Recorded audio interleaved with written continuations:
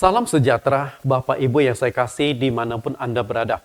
Baik seluruh jemaat GCC, simpatisan, dan juga khususnya hamba-hamba Tuhan. Hari ini saya akan membawakan satu tema yang baru dan itu cocok untuk kita semua. Terutama kita hamba-hamba Tuhan, aktivis-aktivis pengurus gereja yang melayani dimanapun Anda berada. Karena yang namanya pelayanan adalah satu tanggung jawab yang mestinya dilakukan oleh seluruh umat Kristen yang percaya kepada Yesus Kristus sebagai Raja di atas segala raja. Tema ini saya siarkan melalui link YouTube kami, yaitu Bible Teaching Ministry. Satu link YouTube yang memberikan banyak sekali pengajaran-pengajaran yang sangat menarik. Tema ini terdiri dari hampir 10 sesi. Dan itu sangat menguatkan bagi kita yang aktif di dalam pelayanan. Sebelum kita masuk ke dalam pembahasan kita, terlebih dulu kita akan mendengarkan satu pujian yaitu dengan judul Saksi Iman. Karena memang prinsipnya iman adalah sesuatu yang tidak bisa kita lihat, tapi harus kita saksikan, harus kita beritakan melalui pelayanan-pelayanan kita. Mari kita dengarkan pujian penyembahan ini.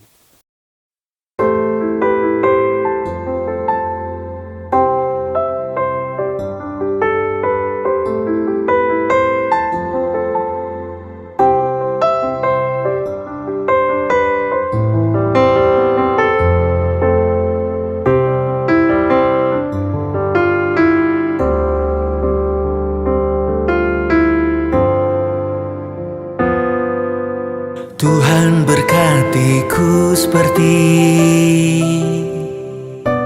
Abraham Engkau berkati. Tuhan sertai-Ku seperti Yosua Engkau sertai. Tuhan pulihkan-Ku seperti Ayub Kau pulihkan lagi. Tuhan menolongku seperti Raja Daud Kau urapi. Seperti saksi iman ku pun mengalami kasih kuasa Tuhan sepanjang hidup ini. Jaga iman, pengharapan kasih sampai ku masuk kemuliaan-Mu yang abadi.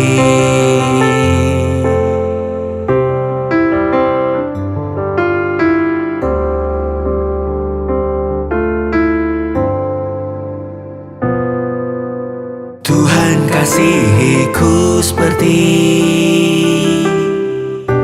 Yesus anak yang terkasih. Tuhan menangkan-Ku seperti Yesus pemenang sejati.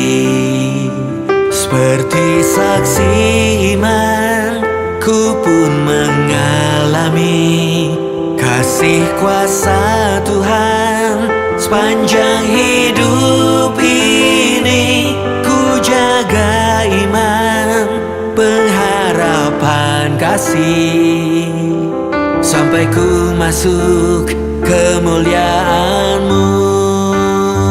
Seperti saksi iman ku pun mengalami kasih kuasa Tuhan sepanjang hidup ini. Ku jaga iman, pengharapan kasih sampai ku masuk kemuliaan-Mu yang abadi.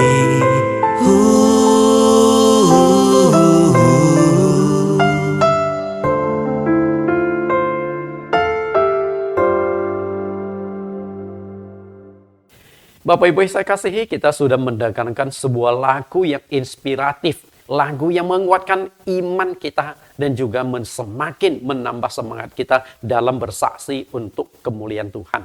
Kita akan berdoa sebelum kita mendengarkan firman Tuhan. Di dalam nama Yesus Kristus kami berdoa. Terima kasih Tuhan, bila hari ini Engkau masih memberikan kesempatan, kesehatan, waktu bagi kami untuk belajar pada kebenaran firman-Mu. Sehingga melalui pengajaran-pengajaran, melalui khotbah-khotbah ini, kami semakin dikuatkan lebih dekat lagi kepada Sang Juru Selamat kami, Yesus Kristus. Hari ini kami akan memulai sebuah tema yang baru, yaitu pelayanan. Karena pada prinsipnya pelayanan adalah tanggung jawab seluruh umat Kristen yang sudah ditebus oleh darah Yesus Kristus. Pimpin kami, buka hati kami, mata dan telinga kami, sehingga apa yang kami dengar, kami lihat, dan kami baca di layar menuntun kami untuk memahami topik saat ini. Kami siap belajar atas pimpinan Roh Kudus di dalam nama Yesus Kristus. Amin. Bapak Ibu yang saya kasihi, tema yang akan kita kupas saat ini seperti yang sudah saya katakan tadi adalah pelayanan. Karena saya melihat bahwa pelayanan ini merupakan hal yang sangat penting untuk kita kerjakan oleh seluruh umat Kristen yang sudah ditebus oleh kuasa darah Yesus Kristus. Nah, khususnya hamba-hamba Tuhan, khususnya aktivis-aktivis, pengurus-pengurus gereja sangat berkepentingan dengan pelayanan tema yang satu ini. Karena itu tema ini juga berseri. Karena saya seringkali ketika mau menyampaikan sebuah pengajaran, satu sesi itu nggak akan selesai. Karena banyak hal yang perlu saya kupas di dalam setiap sesi. Maka pengajaran-pengajaran saya, khotbah-khotbah saya, baik secara onsite maupun secara online, seringkali itu berupa seri atau berupa berkelanjutan. Hari ini pelayanan. Kita bahas melayani pekerjaan Tuhan ini sebenarnya tugas siapa? Coba kita renungkan. Saya berikan waktu sejenak kita renungkan bersama-sama. Sebenarnya pelayanan ini tugas siapa? Oke, kita lihat argumentasinya. Pelayanan itu adalah tugas hamba Tuhan. Dengan kata lain, pendeta. Karena pendeta-pendeta ini dibayar. Nah, ini argumentasi mereka yang tidak ambil bagian di dalam pelayanan. Kenapa saya katakan demikian? Karena pada prinsipnya umat Kristen banyak sekali yang tidak terlibat di dalam pelayanan. Mereka hadir kebaktian, mereka hadir dalam ibadah, tetapi ketika diajak masuk ke dalam pelayanan, mereka tidak tertarik. Karena mereka beranggapan, pelayanan itu hanya tugas, hanya dijalankan oleh orang-orang tertentu. Di antaranya hamba-hamba Tuhan ini. Karena itu hamba Tuhan memang diberikan honor, dibayar, ataupun mereka yang memang secara aktif full di dalam pelayanan. Lalu yang kedua adalah mereka yang dipilih sebagai pengurus-pengurus gereja.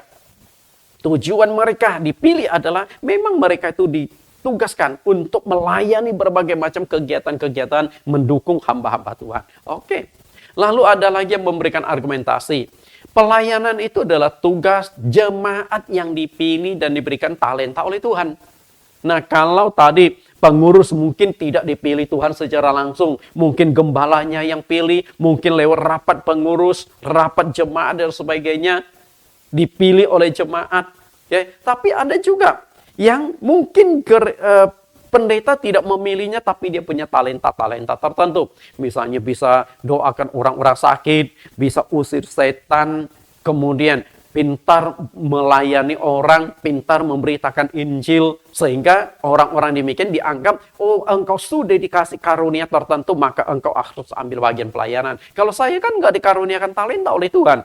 Usir setan, bukan setan yang diusir, saya yang diusir oleh setan. Okay? Mendoakan orang, saya sendiri sakit-sakitan, macam-macam alasan, sehingga dia beranggapan pelayanan itu bukan tugas saya. Lalu ada lagi, pelayanan itu adalah tugas jemaat yang memiliki waktu senggang. Terutama mereka yang sudah pensiun. Kan waktunya kosong, banyak waktu. Apalagi mereka yang sudah pensiun secara usia, berarti kan sudah mulai tinggi. Mereka seharusnya melayani pekerjaan Tuhan supaya lebih berkenan Tuhan di dalam hidupnya, di masa-masa terakhir kehidupannya. Oke. Nah, itu argumentasi dari orang yang tidak tertarik, yang tidak peduli, yang tidak mau ambil bagian di dalam pelayanan. Namun saya katakan, apakah argumentasi ini benar? Saya katakan tidak. Seharusnya pelayanan itu bukan tanggung jawab orang tertentu, tapi tanggung jawab kita semua. Maka judul yang saya kupas pada hari ini, pelayanan adalah kewajiban setiap umat Kristen. Nah, kemudian ada juga sekelompok orang yang tertarik di dalam pelayanan. Pelayanan mereka itu impian. Mungkin mereka melihat bagaimana berwibawanya seorang pendeta naik mimbar, berkuasanya perkataan seorang pendeta, sehingga mereka tertarik ambil bagian di dalam pelayanan-pelayanan. Namun, karena itulah mereka akhirnya masuk ke sekolah teologi, masuk ke kursus-kursus pelayanan, masuk ke pelatihan-pelatihan, ikut pelatihan ini, ikut pelatihan itu, supaya mereka bisa terlibat di dalam pelayanan, kursus piano lah, kursus organ lah, kursus musik lah, dan macam-macam yang mereka lakukan dengan orientasi melayani pekerjaan Tuhan. Namun ketika mereka mau ambil bagian di dalam pelayanan, tentu kita juga berpikir, motivasi pelayanannya apa? Oke. Bagi yang tidak mau melayani, mereka punya alasan sehingga pasif. Lalu bagi mereka yang ingin melayani, sekarang kita coba jernihkan lagi motivasi pelayanannya itu apa? Penting dong, karena kalau motivasi pelayanan tidak baik, nanti pelayanan dia bukan mendukung dalam pelayanan, tapi akan mengacaukan pelayanan karena motivasi yang terselubung itu. Maka penting sekali. Banyak orang ingin menjadi pelayan Tuhan. Karena itu saya melihat setiap tahun banyak hamba-hamba Tuhan yang ditabiskan. Namun apakah motivasi pelayanan mereka sudah sesuai dengan kehendak Tuhan? Nah, itu yang menjadi persoalan. Rindu melayani pekerjaan Tuhan, tapi apakah hati mereka yang rindu melayani pekerjaan Tuhan itu sudah sesuai dengan kehendak Tuhan? Pepatah mengatakan, dalamnya lautan bisa diukur, tetapi dalamnya hati, siapa yang tahu? Laut. Sudah banyak penelitian, sudah banyak melakukan pengukuran, karena zaman sekarang banyak teknologi yang begitu canggih untuk mengukur kedalaman laut. Sehingga laut itu ada yang 100 meter, 200, 500, 1000, bahkan berapa kilometer ke bawah bisa diukur. Tetapi hati manusia yang begitu dekat, siapa yang tahu? Siapa yang bisa mengukur? Tidak seorang pun yang tahu isi hati seseorang selain orang itu dan Tuhan. Hanya 2 orang itu tahu. Bahkan Anda sebagai suami istri, pasangan yang setiap hari bersama di rumah, yang setiap malam tidur bersama di ranjang, Anda juga tidak akan tahu apa isi hati dari pasangan engkau. Makanya dikatakan dalamnya lautan bisa diukur, dalamnya hati manusia tidak ada yang tahu. Karena itu motivasi pelayanan itu apa? Bapak Ibu coba perhatikan gambar yang satu ini. Gambar yang pertama, ada seorang sedang olahraga, sedang berlari pagi di di pantai. Lalu dia melihat ada seseorang yang tenggelam di laut, tinggal tangannya yang muncul, karena sebentar lagi tangannya juga akan kelelep masuk, habislah orang tersebut. Nah, di saat kondisi demikian, kita lihat tampangnya, wajahnya itu lagi lari-lari, kaget. Waduh, ada orang yang tenggelam. Lalu apa yang dilakukan oleh dia? Dia tidak pikir panjang lagi, akhirnya langsung terjun ke dalam laut. Berenang. Dia tidak buka bajunya dulu, sepatu dulu, dia enggak. Karena di sini orang membutuhkan pertolongan. Pertanyaan saya adalah, menurut Anda orang ini baik enggak? Pasti kalau kita lihat sekilas, orang ini orang baik. Oke. Dia ingin menyelamatkan orang lain. Tidak memikirkan kepentingannya sendiri. Karena ini bertaruh dengan nyawa manusia. Nah, demikian pula penginjilan. Penginjilan adalah menyelamatkan jiwa, mempertaruhkan jiwa manusia. Ketika kita tidak segera tolong selamatkan mereka, mereka akan masuk ke neraka. Mestinya itu motivasi. Karena itu orang yang berbaju kuning motivasinya baik nggak? Pasti Anda berkata, baik. Setuju? Tapi tunggu dulu. Tadi saya sudah katakan, dalamnya lautan bisa diukur, tapi dalamnya hati manusia, siapa yang tahu? Lihat gambar yang ketiga. Sudah ketemu jawabannya? Ternyata Orang yang kaget melihat orang yang hampir tenggelam ini. Dari jarak jauh dia lihat. Nah kemudian dia terjun ke air. Dia berenang cepat-cepat ke sana. Motivasi dia bukan menyelamatkan orang yang hampir tenggelam itu. Tapi motivasinya dia ingin menyelamatkan jam yang mahal itu. Kita tidak tahu apakah itu jam Rolex atau apa. Kalau jam Rolex, Anda kebayang nggak? Itu ratusan juta itu. Ya. Ternyata setelah jamnya didapatkan, dia tinggalkan orang itu mau mati loh, mau tenggelam. Nah ini berbicara motivasi. Jadi motivasi pelayanan kita itu apa? Apakah mencari keuntungan materi, mencari kemuliaan, mencari pujian, dan lain sebagainya. Nah itu coba kita renungkan. Kalau motivasi pelayanan tidak benar, Anda akan kacaukan pelayanan. Tapi kalau motivasi pelayananmu benar, maka engkau akan sangat mendukung di dalam pelayanan itu sendiri. Bapak Ibu yang saya kasih, ketika berbicara pelayanan, ada 3 alasan kenapa kita harus melayani pekerjaan Tuhan. Dan ketiga alasan tersebut akan saya jadikan juga 3 seri di dalam pengajaran saya. Kita lihat, yang pertama, pelayanan itu adalah kewajiban setiap umat pilihan. Nah ini akan saya kupas pada hari ini. Lalu, bagian kedua, pelayanan adalah untuk membalas kasih Tuhan. Sudah berapa banyak, sudah berapa besar kasih Tuhan yang kita rasakan, kita tuangkan dalam pelayanan untuk membalas kepada Tuhan. Dan yang ketiga adalah mengejar upah di sorga. Dengan kata lain, Tuhan itu tidak pernah mengabaikan pengorbanan engkau. Dia akan membalaskan semua yang sudah Anda keluarkan, waktu, tenaga, uang, pikiran, perasaan yang Anda sudah tuangkan di dalam pelayanan, Tuhan akan kembalikan berkali-kali lipat. Oke, itu sesi yang 3 minggu yang akan datang. Oke, kita bahas hari ini. Pelayanan adalah kewajiban umat Kristen. Bapak Ibu yang saya kasihi, saat ini penduduk di muka bumi berkisar lebih kurang 8,5 miliar manusia. Nah dari 8,5 miliar manusia itu mereka terbagi menjadi 3 kelompok keyakinan. Kita lihat ketiga kelompok tersebut. Yang pertama adalah kelompok ateis. Apakah ateis ini punya keyakinan? Banyak orang mengatakan, oh ateis itu nggak punya keyakinan. Mereka nggak percaya Tuhan, mau keyakinan seperti apa? Anda salah. Justru Anda harus mengerti bahasa filsafat. Bapak Ibu yang saya kasih, sebenarnya ketika bicara filsafat kita berpikir, oh itu bahasa yang tinggi, hanya mereka yang kuliah S1, S2, S3 yang mengerti filsafat. Sebenarnya tidak. Setiap hari kita tuh berkaitan dengan filsafat. Filsafat itu apa? Filsafat itu berpikir. Kalau kita tidak berpikir, berarti kita sudah mati. Setiap hari kita tuh berfilsafat. Masalahnya adalah, ada yang bahasa filsafat, ada yang bahasa sehari-hari. Contoh, Anda sudah makan belum? Nah ini bahasa sehari-hari, bukan bahasa filsafat. Tapi kalau ditanya, setelah mati kita mesti akan pergi kemana? Nah itu sudah bahasa filsafat. Padahal setiap hari kan kita berfilsafat, kita tidak menyadarinya. Bapak Ibu yang saya kasih, nah orang ateis punya keyakinan. Orang ateis punya keyakinan. Keyakinan orang ateis itu adalah Allah itu tidak ada. Nah itu keyakinan. Kalau Anda yang percaya kepada Tuhan, yang teis, percaya Allah itu ada, tapi mereka itu tidak percaya Allah itu ada, maka disebut ateis. Ya, ateis. Jadi orang ateis punya keyakinan mereka Allah itu tidak ada. Lalu kelompok yang kedua, penyembah Allah jamak.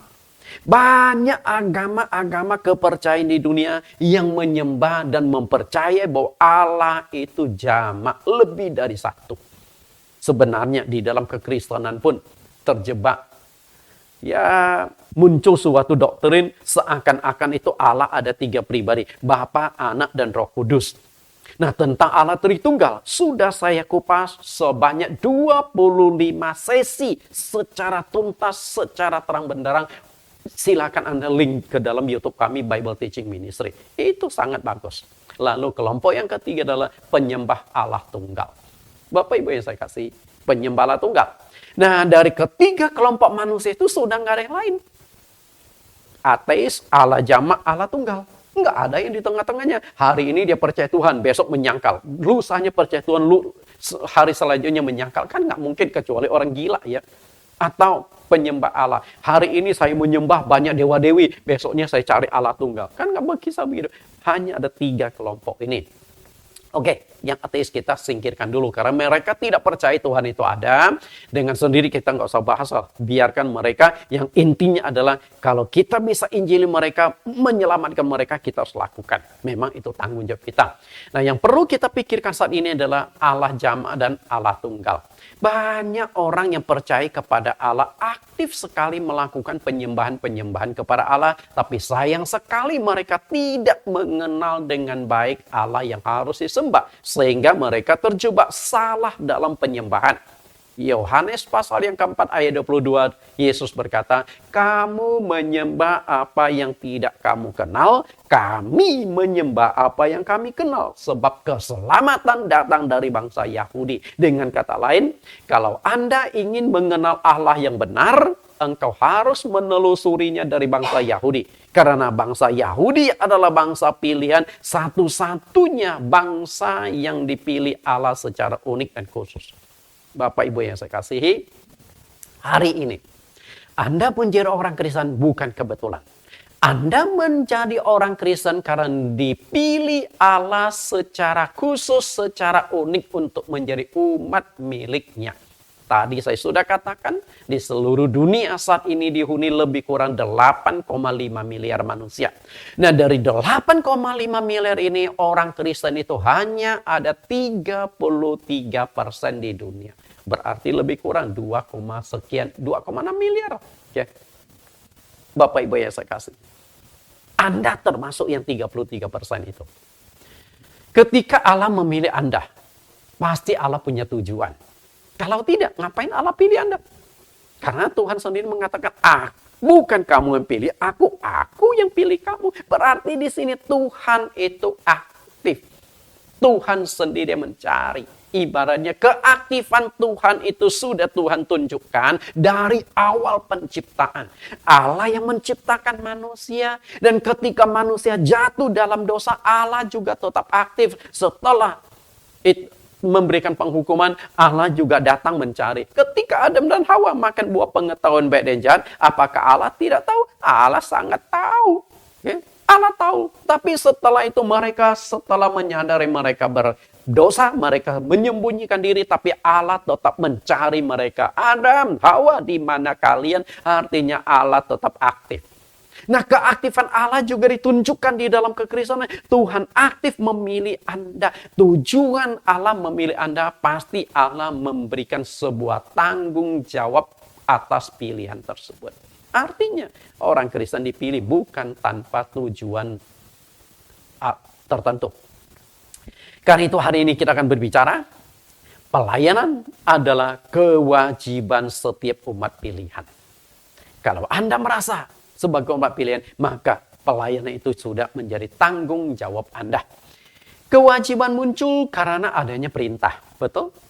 Kalau tidak ada perintah, maka tidak ada kewajiban. Kalau ada perintah, maka di sana ada kewajiban. Dan kewajiban itu harus dijalankan. Kita lihat perintah Tuhan di dalam pelayanan. Yohanes pasal yang ke-15 ayat yang ke-16. Perintah yang mengandung kewajiban. Hari ini Anda menjadi umat Kristen bukan kebetulan, tetapi dipilih Allah. Kita baca Yohanes 15 ayat yang ke-16. Bukan kamu yang memilih aku, tetapi akulah yang memilih kamu. Coba kita renungkan dulu kalimat yang saya cetak warna merah dan diberi garis bawah. Bukan kamu yang memilih aku. Itu Tuhan katakan. Artinya manusia dengan hikmat, kepintaran, kekayaan, ketenaran, kedudukan, popularitas tidak akan bisa menemukan Allah yang benar. Dia akan. Buktinya ateis juga banyak profesor, betul? Siapa yang mengatakan orang ateis bodoh-bodoh semua? Siapa yang ngomong justru ateis itu otaknya pintar-pintar. Saking pintarnya mereka menyangkal Tuhan. Itu banyak orang ateis. Banyak ilmuwan-ilmuwan. Banyak dokter-dokter pintar. Tapi mereka nggak percaya Tuhan itu ada. Sang dokter tidak percaya ada roh di dalam diri manusia. Karena itu Dengan kepintaranmu engkau tidak akan bisa menemukan Allah yang benar. Karena itu Tuhan berkata, akulah yang memilih kamu. Nah, ketika Tuhan memilih seseorang, Tuhan itu bukan berdasarkan kemampuan potensi yang Anda miliki. Kalau Tuhan memilih berdasarkan keinginan Tuhan atau potensi yang dimiliki, orang-orang kaya yang dipilih Tuhan, pejabat-pejabat yang dipilih Tuhan, artis-artis yang dipilih Tuhan, yang kecil, orang kecil, pengemis lah, pemulung lah, orang rakyat biasa tidak akan dipilih Tuhan. Betul? Tapi Tuhan memilih, dia punya otoritas, punya tujuan. Lalu apa tujuannya? Dan aku telah menetapkan kamu supaya kamu pergi dan menghasilkan buah. Dan buahmu itu tetap. Supaya apa yang kamu minta kepada Bapa di dalam namaku diberikannya kepadamu. Berarti tujuan Tuhan memilih kita adalah kita pergi. Pergi ini seringkali dikoneksikan dengan penginjilan, pelayanan, menghasilkan buah. Artinya mencari jiwa-jiwa untuk Tuhan. Berarti pelayanan adalah kewajiban. Kita lihat bagaimana proses Tuhan memilih. Bukan kamu yang memilih aku, tetapi akulah yang memilih kamu. Cara Tuhan memilih saya, cara Tuhan memilih Anda.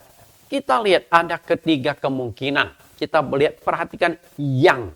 Yang ini berarti Tuhan yang aktif, Tuhan yang lebih berperan. Mungkin awalnya adalah Anda orang ateis. Tidak percaya Tuhan itu ada. Sampai suatu hari Tuhan pilih Anda. Sehingga Anda menjadi orang yang percaya kepada Tuhan. Mungkin Anda dari Allah jamak. Mungkin juga Anda dari Allah tunggal. Tadi saya sudah jelaskan bahwa di muka bumi ini ada 3 kelompok manusia. 3 kelompok keyakinan. Ateis, Allah jamak, Allah tunggal. Nah, mungkin dulu kita salah satu dari ketiga kelompok keyakinan tersebut. Setelah itu dipilih Tuhan. Tuhan memilih Anda. Mungkin dari orang ateis. Okay. Nah, kemudian Allah tunggal. Kita lihat dulu Allah tunggal. Allah tunggal lalu ada 3 agama di dunia. 3 agama besar di dunia yang menganut Allah tunggal. Yang pertama adalah agama Yudaisme. Agama yang dianut oleh bangsa Yahudi dan kitab suci mereka adalah kitab suci Perjanjian Lama. Lalu Kristen yang terbagi menjadi Katolik dan Protestan. Kitab suci mereka adalah Perjanjian Lama dan Perjanjian Baru. Dan yang ketiga adalah Islam. Kitab suci mereka adalah Al-Quran.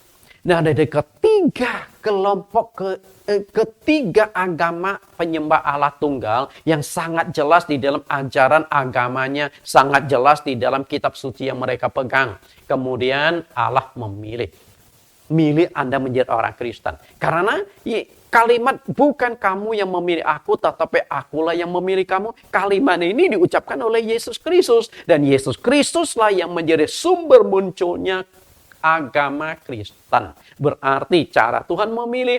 Mungkin Anda yang dulunya ateis, tidak percaya Tuhan, langsung dipilih masuk menjadi orang Kristen. Mungkin kemungkinan yang kedua adalah Anda penyembah Allah jamak. Anda menganut salah satu agama di Indonesia. Setelah itu Anda menemukan bahwa agama yang mengenal Allah secara lebih spesifik dalam diri Yesus Kristus adalah agama Kristen. Maka dari agama non-Kristen Anda masuk menjadi agama Kristen. Mungkin kemungkinan yang ketiga adalah dari penyembah Allah tunggal.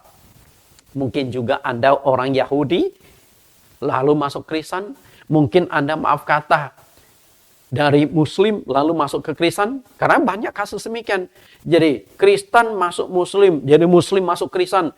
Bolak-balik lah, tapi saya lebih spesifiknya adalah cara Tuhan Yesus memilih. Mungkin Anda dari agama yang sudah menyembah Allah tunggal dipilih menjadi orang Kristen.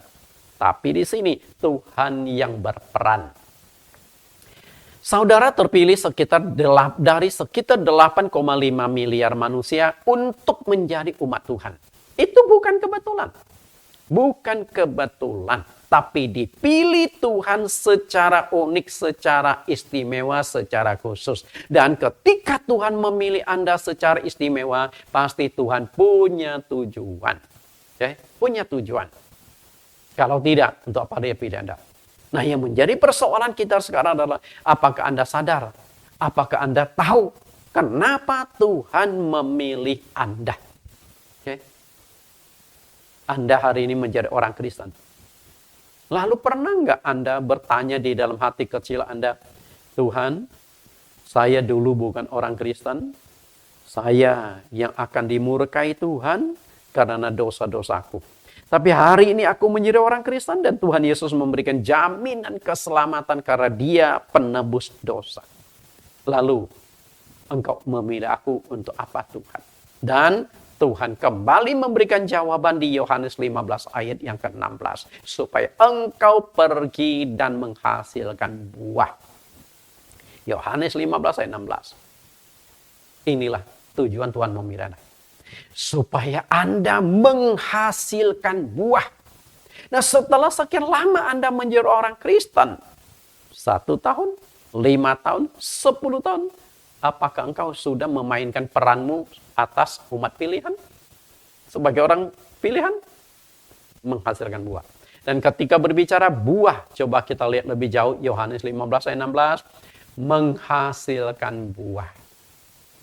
Apakah Anda sudah menghasilkan buah? Lalu Anda mungkin bertanya, menghasilkan buah apa ya Pak Nathan? Oke, kita rinci lebih jelas menghasilkan buah di sini.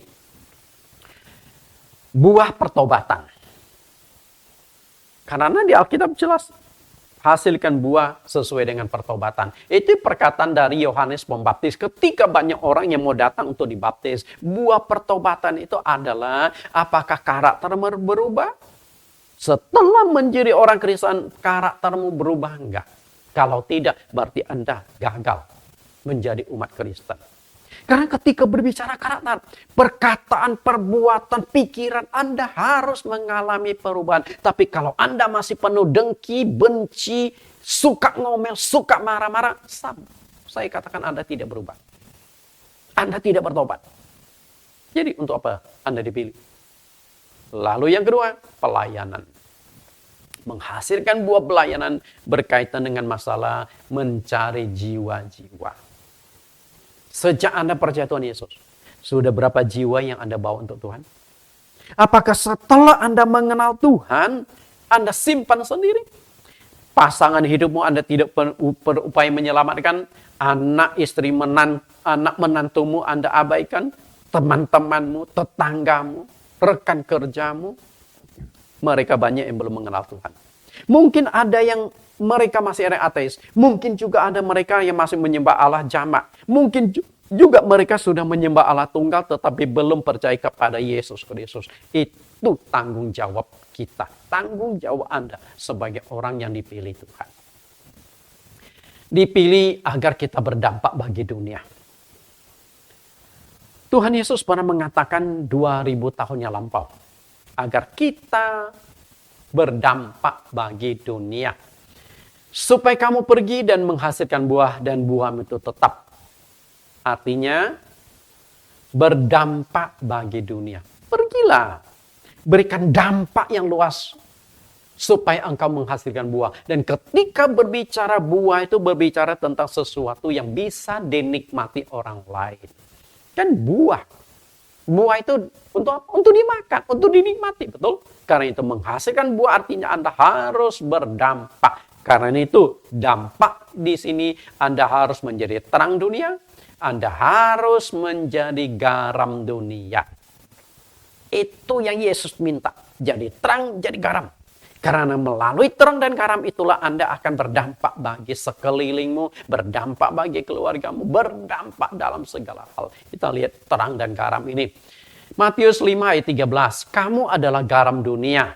Jika garam itu menjadi tawar, dengan apakah ia diasinkan? Tidak ada lagi gunanya selain dibuang dan diinjak orang. Kamu adalah garam dunia. Garam itu berarti memberikan rasa. Bayangkan jika kita makan tanpa rasa garam, tawar semua, nggak enak. Betul?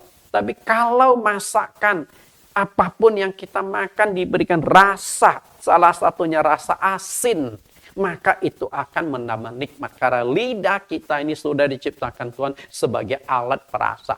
Bisa merasakan asin, bisa merasakan pedas, bisa merasakan manis, bisa merasakan asam, dan berbagai macam rasa nano-nano.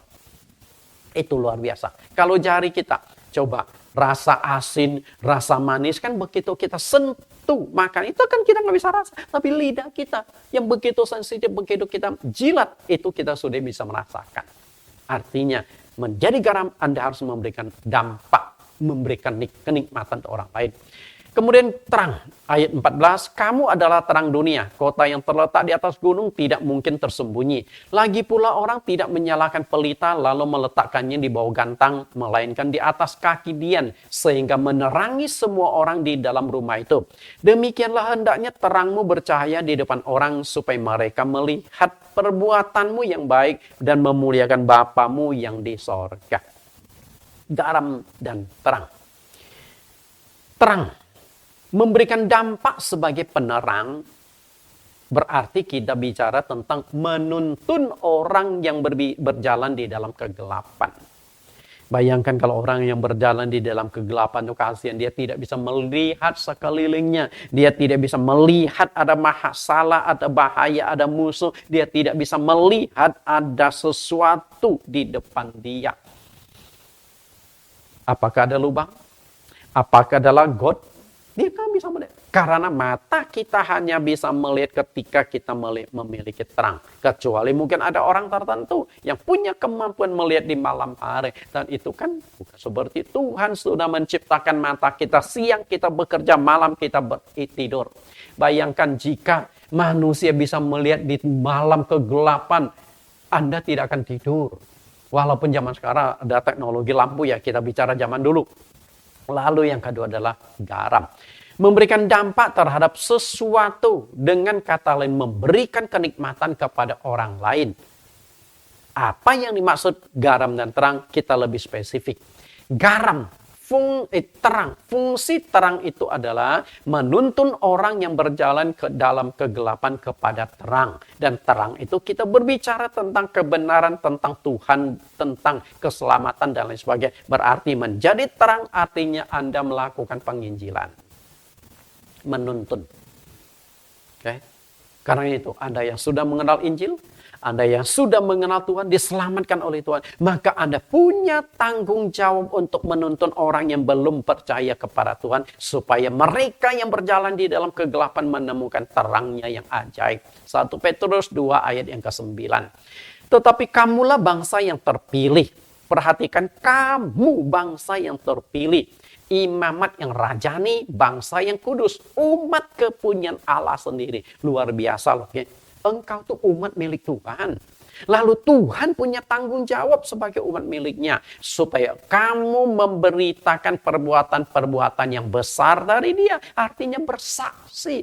Oh, Yesus mati loh. Bagaimana dia lahir aja. Dari kelahiran, kehidupan sampai kematian itu. Yesus Kristus luar biasa. Kelahirannya ditandai bintang. Kelahirannya dinubuatkan. Kelahiran. Banyak mujizat-mujizat keajaiban tentang kelahiran. Kemudian kehidupannya. Sewaktu dia melakukan pelayanan, berbagai macam tanda mujizat, kesembuhan, kemudian setan-setan diusir, orang mati dibangkitkan. Nah itu kita saksikan. Setelah itu dia mati, lalu dikubur, bangkit 3 hari kemudian, berulang kali menampakkan diri. Setelah itu dia terangkat naik ke sorga. Jadi sepanjang kehidupan Yesus dari awal sampai akhir itu banyak peristiwa-peristiwa besar yang bisa kita ceritakan, yang tidak masuk di akal tapi terjadi. Yang telah memanggil kamu keluar dari kegelapan kepada terangnya. Anda sudah temukan terang. Karena Yesus sendiri berkata, akulah terang dunia. Tapi masih banyak orang yang masih jalan di dalam kegelapan. Tugas siapa? Tanggung jawab siapa? Saya dan Anda. Oke, mari kita menangkan mereka, supaya mereka menemukan terang, menemukan anugerah keselamatan. Kisah Rasul pasal 26 ayat 18. Kita lihat pengalaman Rasul Paulus. Untuk membuka mata mereka, supaya mereka berbalik dari kegelapan kepada terang dan dari kuasa iblis kepada Allah. supaya mereka oleh iman mereka kepadaku memperoleh pengampunan dosa dan mendapat bagian dalam apa yang ditentukan untuk orang-orang yang dikuduskan. Ini adalah perkataan Tuhan kepada Paulus. Dan perkataan ini juga menyentuh saat-saat pertobatan Paulus. Paulus dengan mata jasmani dia bisa melihat. Karena mata jasmani dia tidak rusak. Dengan mata jasmani dia bisa melihat banyak hal. Tapi mata rohaninya tertutup. Tidak bisa melihat. Buta. Karena itulah. Anda tahu kenapa Tuhan Yesus membutakan mata Paulus 3 hari waktu pertobatan? Karena saat itu dia melihat suatu sinar yang begitu terang.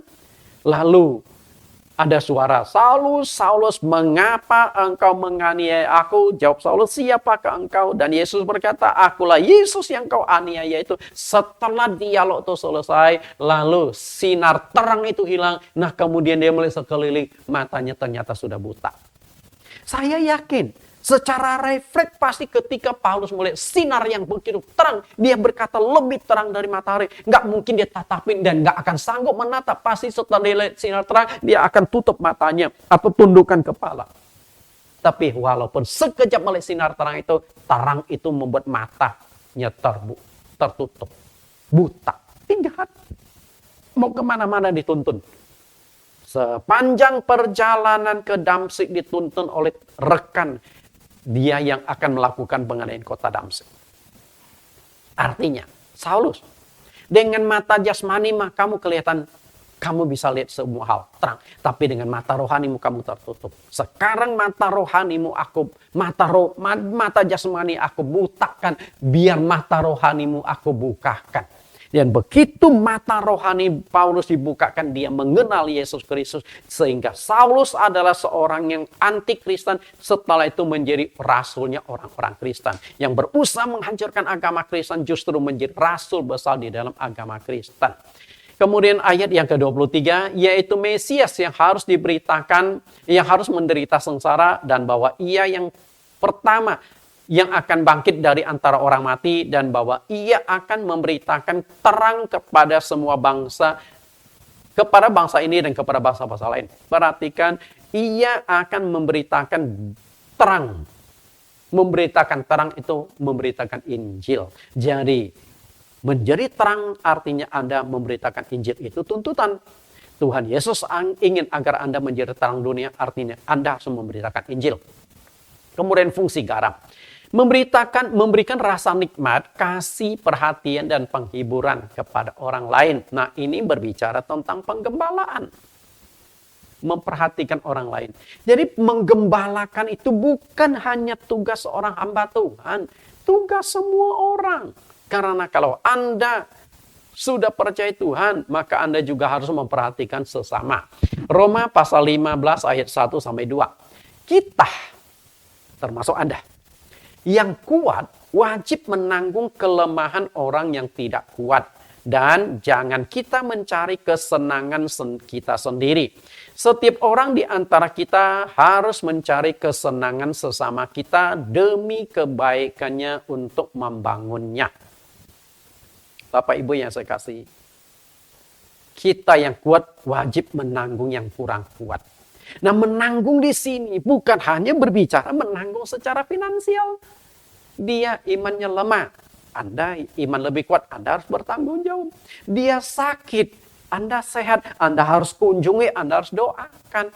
Dia punya masalah keluarga, sedangkan keluargamu baik-baik saja bahagia, Anda harus membantu dia.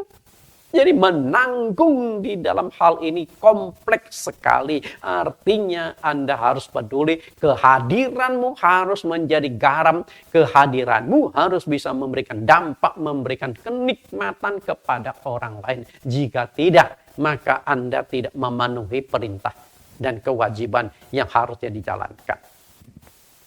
Terang dan garam. Berbicara penginjilan dan penggembalaan. Memberitakan Injil dan menggembalakan jemaat, merawat, memperhatikan, membasuh jemaat itu adalah dua tugas pokok dari gereja. Bapak Ibu yang saya kasih, jadi gereja itu hanya 2 tugas utamanya. Beritakan Injil. Jadi banyak orang yang sudah masuk dan menjadi orang Kristen. Setelah itu diperhatikanlah domba-domba itu. Itu 2 tugasnya. Pelayanan adalah perintah penting dari Tuhan Yesus. Perintah ini seringkali disebut dengan amanat agung. Amanat agung. Kenapa disebut amanat agung? Karena amanat ini, perintah ini diberikan oleh Tuhan Yesus sesaat sebelum dia terangkat ke surga. Berarti ini pesan terakhir, pesan yang begitu penting. Biasanya seorang anak itu selalu memperhatikan pesan yang terakhir dari orang tuanya yang akan meninggal. Karena pesan terakhir ini dianggap sebagai kesimpulan dari seluruh kehidupan orang yang akan meninggal itu. Maka di pesan yang terakhir itu merupakan amanat yang sangat penting yang diharapkan di saat-saat dia akan meninggalkan dunia ini selama-lamanya. Dan kita lihat amanat dari Tuhan Yesus. Matius 28 ayat yang ke-19 sampai ayat yang ke-20. Pesan ini diucapkan Tuhan Yesus sebelum dia terangkat ke sorga. Kita lihat setelah pesan lalu dia terangkat ke sorga dengan awan naik, setelah itu hilang. Kita lihat isi pesannya. Matius 28 ayat 19. Karena itu pergilah, jadikanlah semua bangsa muridku dan baptislah mereka dalam nama Bapa dan Anak dan Roh Kudus. Bapak Ibu perhatikan, pergi. Jadikan semua bangsa muridku. Sudah pergi, menjadikan seluruh bangsa muridnya Tuhan Yesus. Beritakan Injil. Selamatkan semua orang, segala bangsa. Jadi bukan hanya orang tertentu, segala bangsa. Lalu kalau sudah mereka percaya Yesus, harus dibaptis. Berarti baptisan itu menjadi penentu. Anda yang sudah menjadi milik Tuhan atau belum, maka baptisan itu begitu penting. Setelah mereka baptis, berarti sudah menjadi orang Kristen. Sudah menjadi jemaat di suatu gereja. Nah, mereka harus digembalakan. Ayat 20. Dan ajarlah mereka melakukan segala sesuatu yang telah kuperintahkan kepadamu. Dan ketahuilah, aku menyertai kamu senantiasa sampai kepada akhir zaman. Supaya mereka melakukan perintah Tuhan. Jadi umat Kristen setelah percaya Tuhan Yesus bukan jadi pasif. Dia harus tetap melakukan perintah-perintah Tuhan. Artinya kalau Tuhan menyuruh kita memberitakan Injil, harus kita beritakan Injil. Melayani, harus kita melayani. Karena itu penginjilan adalah tugas yang harus dijalankan setiap orang yang dipilih Tuhan menjadi umatnya. Penginjilan adalah tanggung jawab.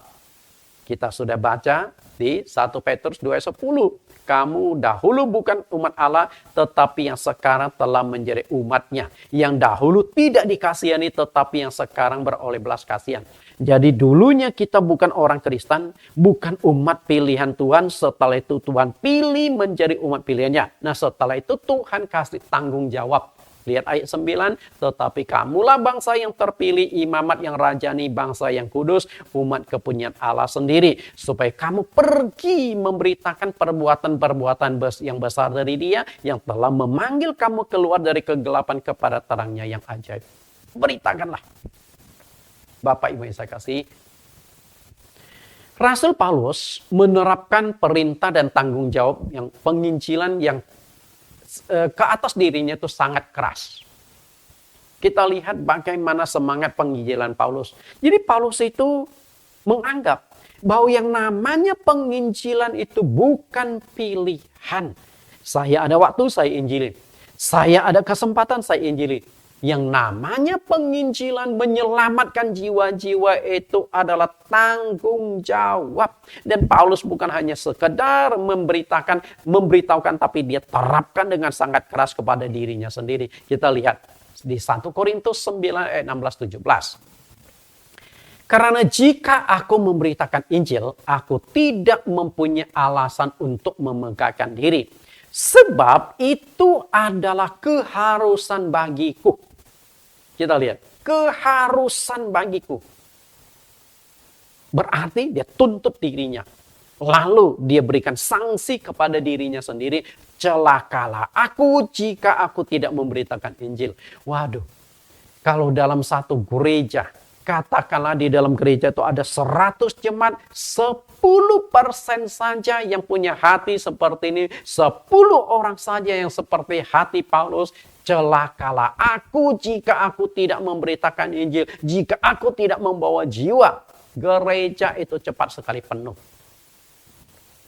Kalau andai kata aku melakukannya menurut kehendakku sendiri, memang aku berhak menerima upah. Tetapi karena aku melakukannya bukan untuk kehendakku sendiri, pemberitaan itu adalah tugas penyelenggaraan yang ditanggungkan kepadaku.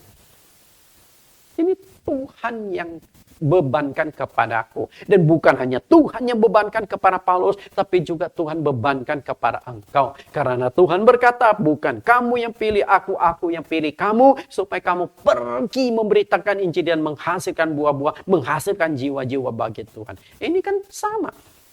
Okay? Sama, Anda, saya sama dengan Paulus. Tinggal Anda sadar nggak itu tanggung jawab. Tinggal Anda mau jalankan tidak. Kalau tidak, berarti dituntut Tuhan. Okay.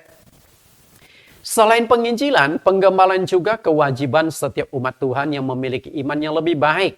Galatia 6 ayat 1-2. Saudara-saudara, kalaupun seorang kedapatan melakukan suatu pelanggaran, maka kamu yang rohani harus memimpin orang itu ke jalan yang benar dalam roh melemah lembut.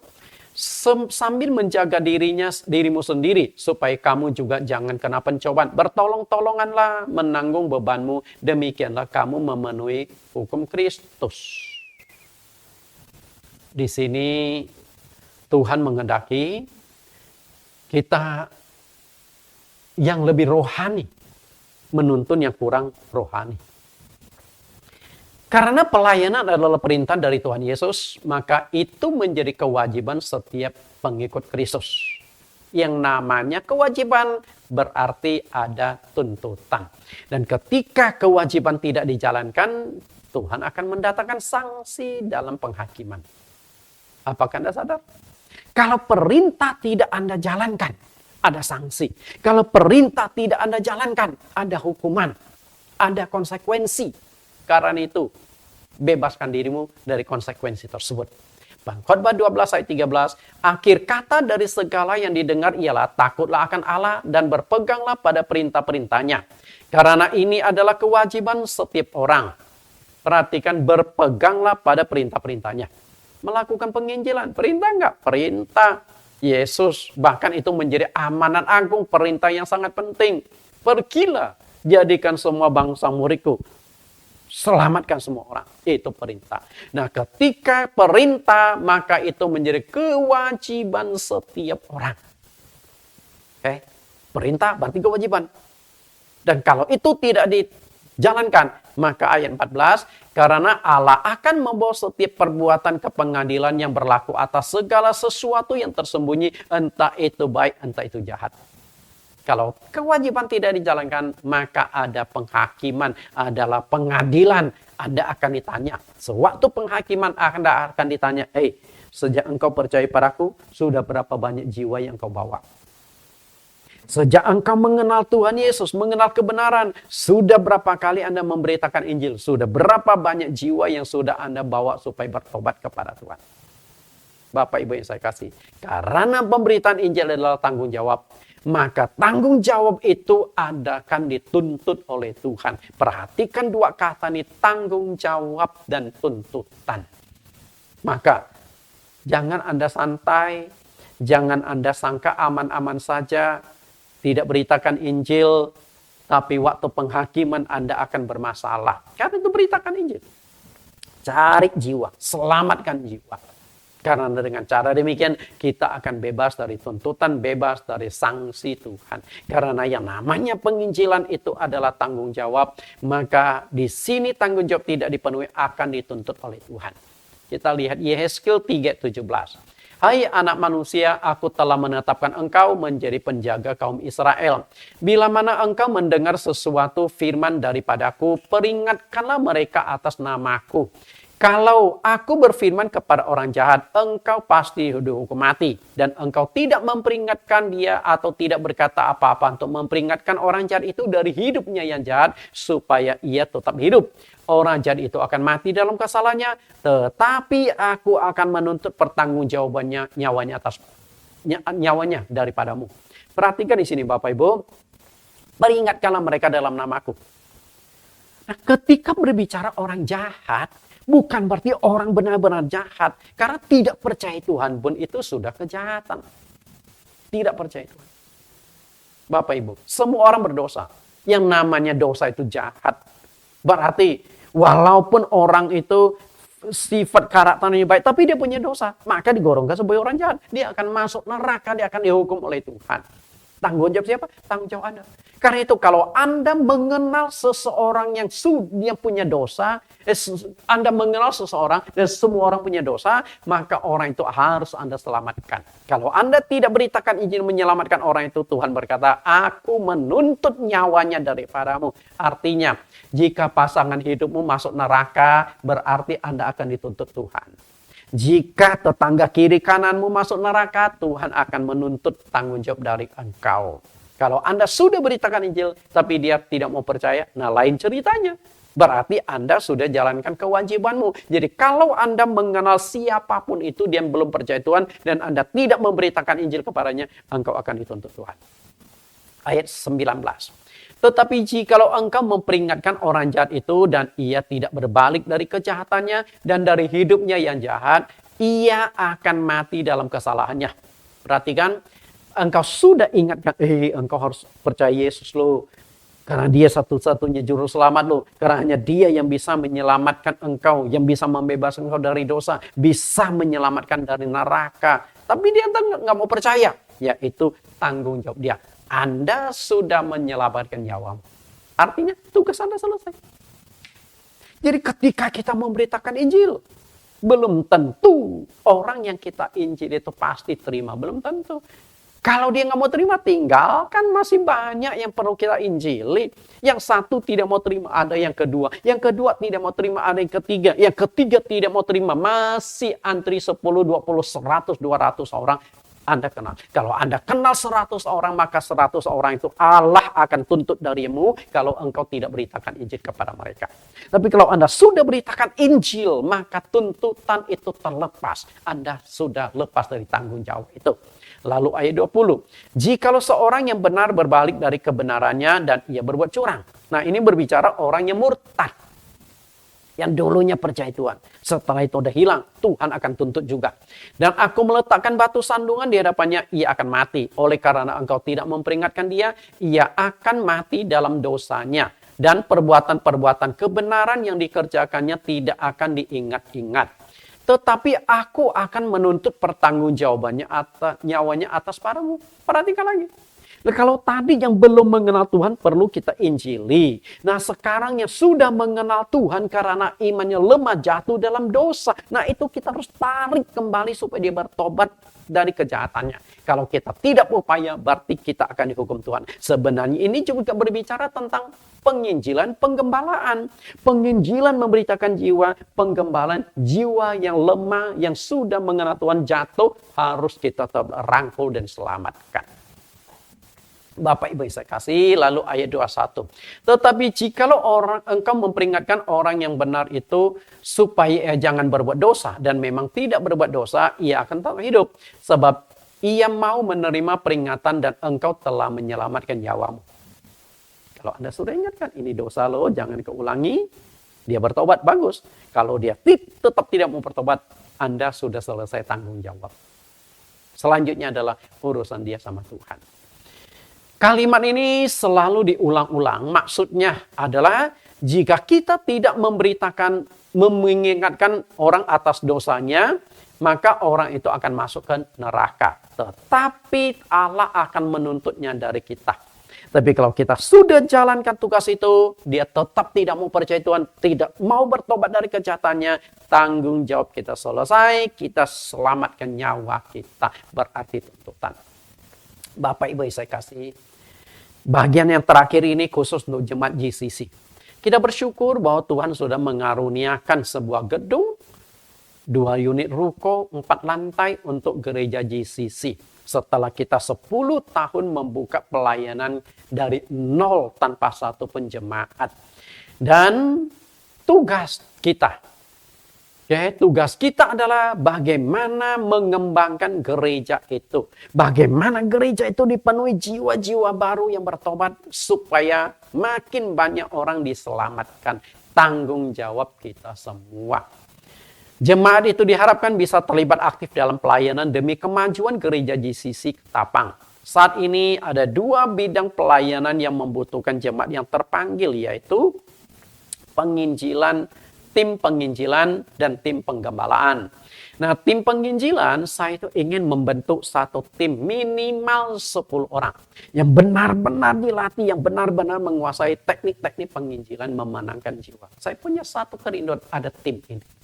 Nah, kemudian tim penggembalaan akan dibentuk tim besuk dan pemerhati jemaat agar jemaat yang jarang ikut ibadah, yang sakit bermasalah dapat ditangani oleh gereja GCC.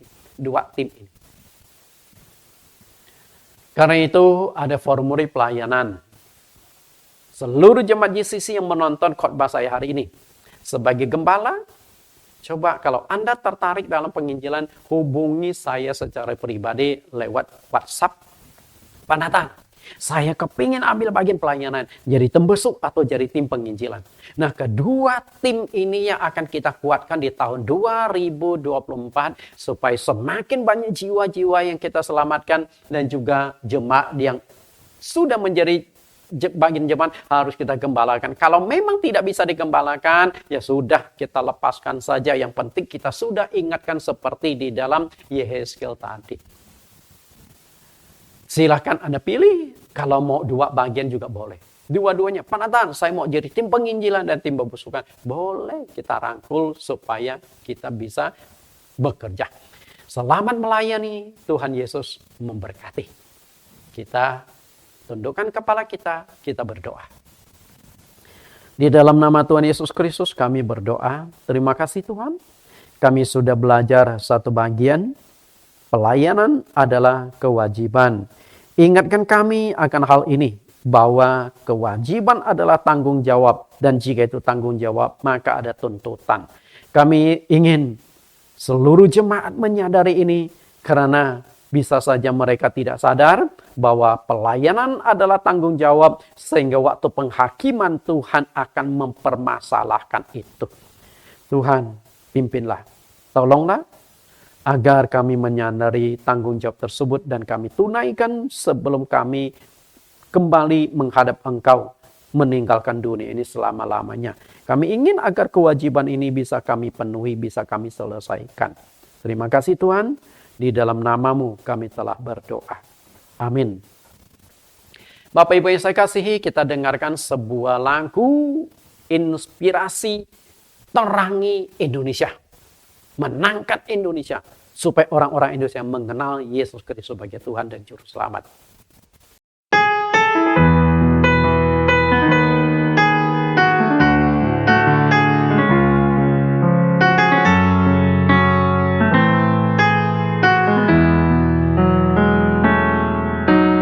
Tuhan jelikan agar kami dapat melihat seperti Engkau melihat bangsa yang diam dalam kegelapan, sedang menantikan kasih-Mu.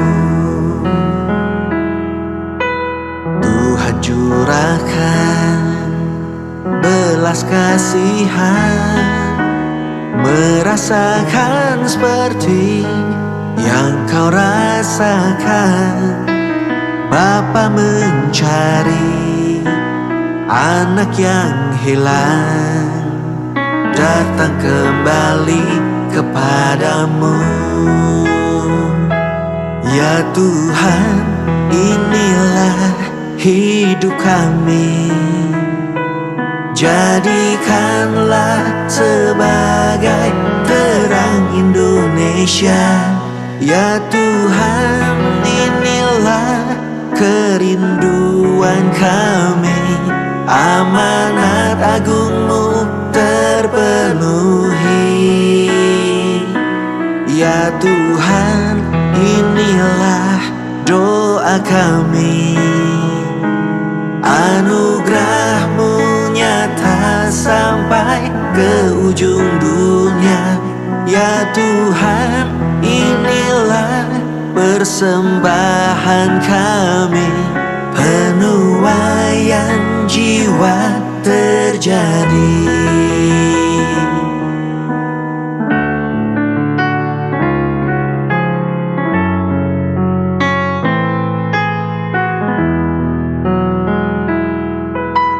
Tuhan curahkan belas kasihan, merasakan seperti yang kau rasakan.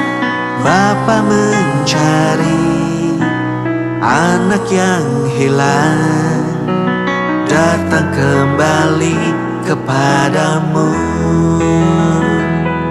Ya Tuhan, inilah hidup kami, jadikanlah sebagai terang Indonesia.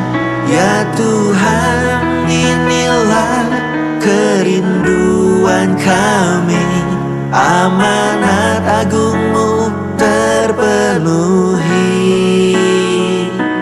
Ya Tuhan, inilah doa kami, anugerah-Mu nyata sampai ke ujung dunia. Ya Tuhan, inilah persembahan kami, penuaian jiwa terjadi. Terang Indonesia terjadi.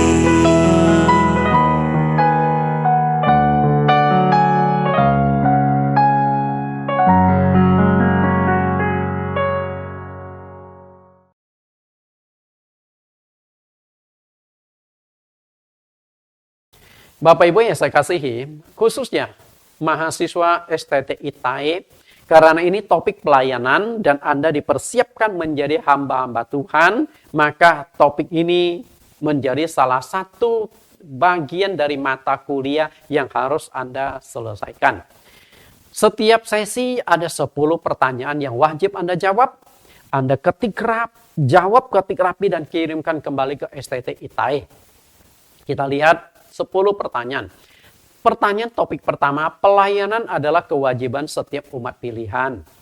Pertanyaan pertama, banyak jemaat tidak tergerak ambil bagian dalam pelayanan. Tuliskan 4 alasan yang sering dijadikan argumentasi pembenaran diri. Saya nggak melayani. Kenapa? Karena bla bla bla bla bla alasannya. Yang kedua, sebagian orang rindu melayani pekerjaan Tuhan. Namun, apakah motivasi pelayanan mereka sudah benar? Tuliskan 5 motivasimu. Mengapa engkau tertarik ambil bagian dalam pelayanan? Bukan dari materi ini, tapi motivasimu. Ya, nanti dia akan nilai oleh dosen-dosen teologi. Motivasi saya melayani Tuhan itu apa? Yang ketiga, tuliskan 3 alasan mengapa kita harus melayani pekerjaan Tuhan. Jadi poin 2 dengan poin 3 harus bisa ya. Kalau poin 3 itu yang ada di materi ini, sedangkan poin 2 itu adalah menurut Anda kenapa saya melayani Tuhan. Yang keempat, penduduk bumi saat ini ada berapa miliar dan terbagi menjadi berapa kelompok keyakinan. Yang kelima, bukan kamu yang memilih aku, tetapi aku yang memilih kamu. Tuliskan lengkap teks ayat ini dan uraikan ayat tersebut. Pertanyaan ke-6, di dunia ini ada berapa agama yang mengajarkan dan menyembah Allah Esa? Tuliskan. Yang ke-7, dalam Yohanes 15 ayat 16, umat Kristen dituntut menghasilkan buah. Buah apa saja yang harus dihasilkan? 8, umat Kristen harus menjadi terang dan garam dunia. Tuliskan lengkap teks ayatnya dan berikan penjelasan apa yang dimaksud terang dan garam dunia itu. 9, tuliskan teks ayat Alkitab yang sering disebut amanat agung Tuhan Yesus Kristus. Artinya, amanat yang diperintahkan sebelum Yesus terangkat ke sorga. 10, penginjilan adalah kewajiban. Jika tidak dijalankan, maka kita akan dituntut Allah. Tuliskan ayat Alkitab untuk hal tersebut. Silakan Anda jawab ketik rapi dan kirimkan kembali ke STT Itai. Tuhan Yesus berkati.